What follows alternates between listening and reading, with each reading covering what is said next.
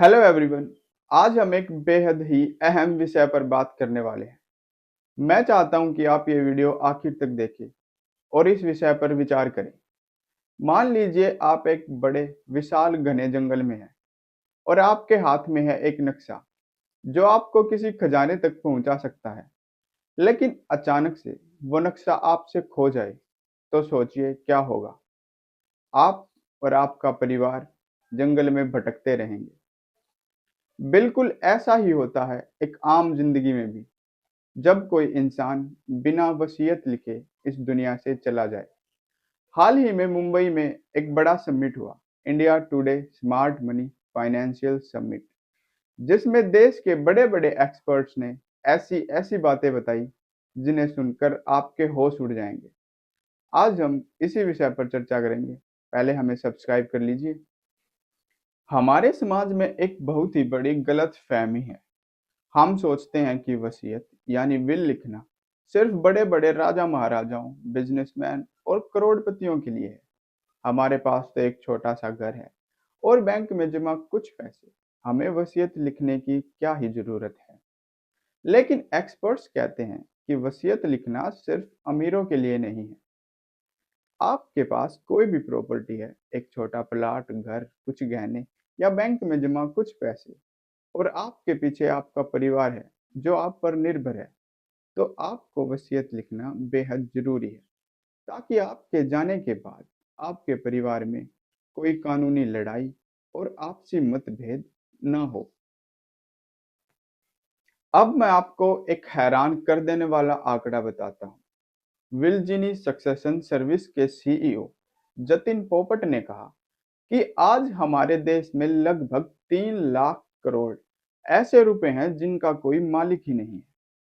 क्योंकि आज के ज़माने में हमारे पास सिर्फ ज़मीन या घर ही हमारी संपत्ति नहीं है, बल्कि bank accounts, mutual fund, insurance, share market, यहाँ तक कि डिजिटल एसेट जैसे क्रिप्टो और ऑनलाइन वॉलेट जैसी 29 अलग-अलग तरह की संपत्तियां हैं।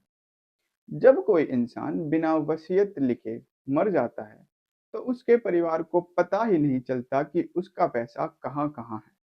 वो अपने ही पैसे के लिए ट्रेजर हंट यानी खजाने की खोज में निकल पड़ते हैं, और कागजात ना होने के कारण उन्हें वो पैसा कभी मिल ही नहीं पाता। अब आप सोचते होंगे कि आपने वसीयत नहीं भी बनाई तो क्या, आपके बाद आपकी प्रॉपर्टी आपके बच्चों और आपकी पत्नी को ही मिलेगी। लेकिन यहाँ भी एक बहुत बड़ा पेंच है। एक्सपर्ट रजत दत्ता बताते हैं कि देश का कानून यह तय करेगा कि आपकी प्रॉपर्टी किसको मिलेगी, न कि आपकी इच्छा। फॉर एग्जाम्पल, हिंदू उत्तराधिकार कानून यानी हिंदू सक्सेशन एक्ट 1956 के तहत एक बहुत ही चौंकाने वाला नियम है। मान लीजिए कोई महिला जिसके न ही बच्चे हैं और न ही पति, वह अपनी पूरी जिंदगी नौकरी करके मेहनत से अपना घर खरीदती है। अगर उसने वसीयत नहीं बनाई तो उसके चले जाने के बाद उसका घर उसके पति के परिवार वालों को मिलेगा, न कि उसके माता पिता को। आप सोचिए कि वह महिला क्या ऐसा चाहती होगी? बिल्कुल नहीं।